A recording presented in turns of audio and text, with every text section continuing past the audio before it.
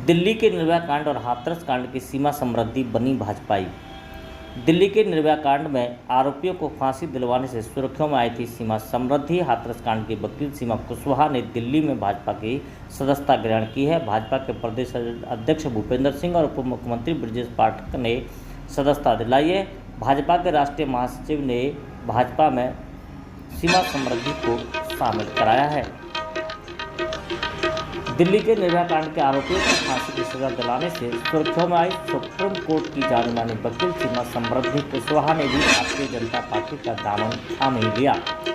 Bahujan Samaj party की बड़ी नेता कही जाने वाली सीमा समृद्धि ने उत्तर प्रदेश के उप मुख्यमंत्री ब्रजेश पाठक, प्रदेश अध्यक्ष भूपेंद्र सिंह की मौजूदगी में दिल्ली के केंद्रीय कार्यालय में भाजपा की सदस्यता ग्रहण की है।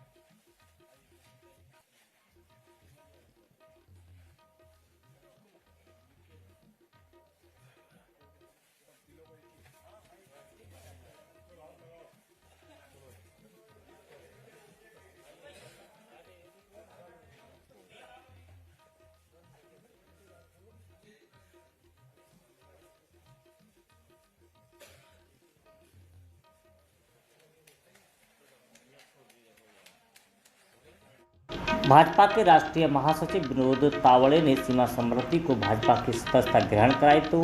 वहीं पर बुके और पटका पहनाकर सम्मानित भी किया। भारतीय जनता पार्टी और सीमा समृद्धि के द्वारा अपने सोशल मीडिया अकाउंट पर भाजपा की सदस्यता ग्रहण करने वाले फोटो भी अपलोड किए हैं। जैसे ही भाजपा और सीमा समृद्धि के द्वारा बसपा छोड़ भाजपा में शामिल होने की फोटो अपने सोशल मीडिया अकाउंट पर अपलोड की, वैसे ही उत्तर प्रदेश ही नहीं देश भर में लोगों ने सीमा समृद्धि पर तरह तरह के आरोप लगाना शुरू कर दिया। कुछ लोग सीमा समृद्धि पर बलात्कारियों को सजा दिलाते दिलाते बलात्कारियों को बचाने वालों के साथ खड़े होने का आरोप लगा रहे हैं, तो कुछ लोग हाथरस कांड में 3 आरोपियों के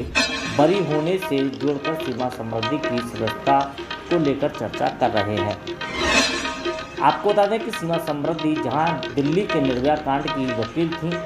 और उन्होंने अपने तर्क और साक्ष्यों के आधार पर देश ही नहीं दुनिया को झकझोर कर रख देने वाले निर्भया कांड के आरोपियों को मौत की सजा दिलाने तक संघर्ष किया था। इसी विश्वास के साथ में उत्तर प्रदेश के हाथरस जनपद के बुलगड़ी गांव में विगत दिनों एक दलित समाज की युवती के साथ में सामूहिक दुष्कर्म और उसके बाद में पुलिस द्वारा रात में जला देने की घटना के बाद में सीमा समृद्धि को पीड़ित परिवार ने अपना वकील नियुक्त किया था। अनेक सारे साक्ष्य और सबूत के बावजूद भी इस जघन्य अपराध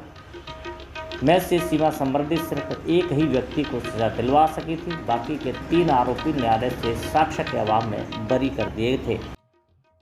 मुकदमे की विवेचना के दौरान सीमा कुशवाहा ने न्यायालय पर और रास्ते में अपने आप को आरोपी पक्ष के द्वारा डराने धमकाने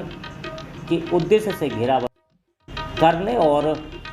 धमकाने के आरोप भी न्यायालय में लगाए थे। इतना ही नहीं, सीमा समृद्धि के द्वारा सर्वोच्च न्यायालय में हाथरस कांड को दिल्ली ट्रांसफर करने के लिए सुरक्षा का हवाला भी दिया था।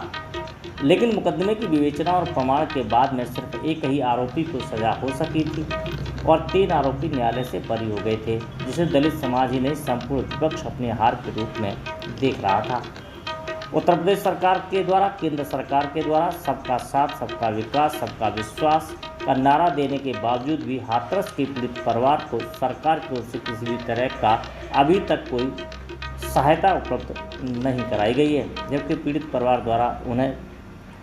जान का खतरा बताते हुए हाथरस से बाहर मकान उपलब्ध कराने और मुआवजा राशि देने की मांग की जाती रही है।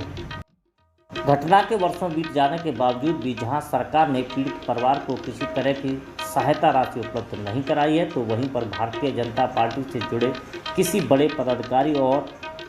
नेता ना ही प्रदेश से लेकर के केंद्र सरकार के मंत्री के द्वारा पीड़ित परिवार का हालचाल तक जानने की कोशिश की है, जिससे गाहे बजाए लोगों का आरोप है कि आरोपी युवक मुख्यमंत्री की जाति से होने के कारण दलित पीड़ित परिवार के द्वारा अपने साथ हुई घटना को सहन करने के बजाय मुख्यमंत्री की जाति के लोगों के खिलाफ मुकदमा दर्ज कराकर उन्होंने न्याय मांगा। इसीलिए उत्तर प्रदेश ही नहीं, देश की भाजपा सरकार का कोई मंत्री और के द्वारा पीड़ित परिवार का हालचाल तक जानने नहीं गए हैं। उत्तर प्रदेश की बात करें तो आगरा की लोकसभा सुरक्षित सीट से एसपी सिंह बघेल भाजपा सरकार में केंद्रीय मंत्री हैं, दलित कोटे से सांसद हैं, साथ साथ भारत सरकार में मंत्री हैं। इसके अलावा आगरा में ही बेबी रानी मौर्य उत्तर प्रदेश सरकार में जहां कैबिनेट मंत्री हैं, तो वहीं पर पूर्व राज्यपाल भी हैं। इसके अलावा हाथरस का प्रभार देख रहे पूर्व आईपीएस आसिफ अरुण भी प्रदेश सरकार में मंत्री हैं। इसके अलावा अनूप प्रधान प्रदेश सरकार में अलीगढ़ से मंत्री हैं, तो वहीं पर इटावा से रामशंकर कठेरिया लोकसभा के सांसद और एसएसटी आयोग के पूर्व अध्यक्ष भी हैं। हाथरस विधानसभा से आगरा की पूर्व महापौर अंजुला सिंह माहर विधायक हैं। इन सब के बावजूद भी किसी बड़े नेता ने पीड़ित परिवार से मुलाकात नहीं करने को आरोपी पक्ष से जोड़ करके देखने के आरोप लगाए जा रहे हैं। लेकिन इन सब आरोप प्रत्यारोप और संभावनाओं के बीच में मुकदमे की विवेचना के दौरान 4 में से एक आरोपी को सजा होने और 3 आरोपियों के बरी होने दलित समाज इसे बड़ी हार के रूप में देख रहा था, तो वहीं पर दूसरा वर्ग इसे अपने जीत के नज़रिए से देख रहा था।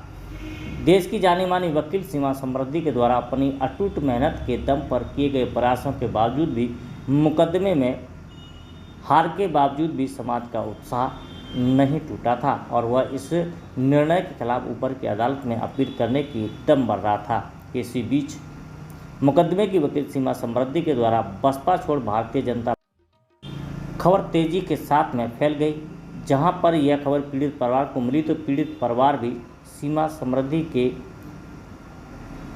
काम से आहत दिखाई दिया, तो वहीं पर दलित समाज भी मुकदमे की हार के पीछे सीमा समृद्धि की नीयत में खोट का आकलन करने लगा। हालांकि लोगों के द्वारा तरह तरह के आरोप प्रत्यारोप के बीच में जाने मानी वकील सीमा समृद्धि अब बसपा छोड़ करके भाजपाई हो गई हैं